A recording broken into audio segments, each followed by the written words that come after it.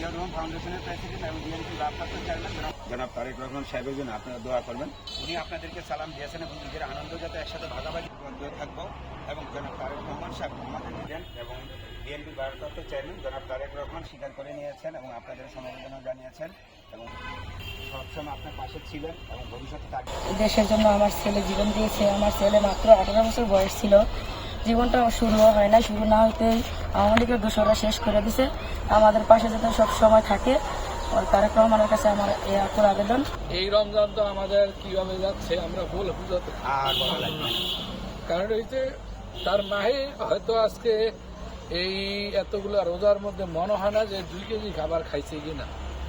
অনেক বুঝে সুঝে তাকে খাওয়াতে হয় যে গত বছর আমরা একসাথে ইফতার করেছি, এই এবার আমার ছেলে দেখে তো আমি কাকে ইফতার করবো।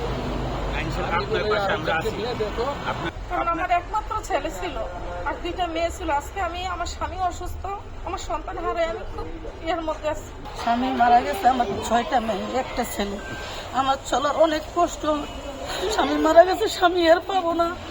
যদি এর সহযোগিতা করে ছেলে আছে, 8 পর্যন্ত পড়া। আপনার 6 মেয়ে 6 মেয়ে, এক ছেলে। ইনশাল্লাহ আপনার এই অভাবটুকু, আপনার এই প্রয়োজনীয়টুকু আমরা জনাব তারেক রহমান স্যারের কাছে আমরা পৌঁছে দিব।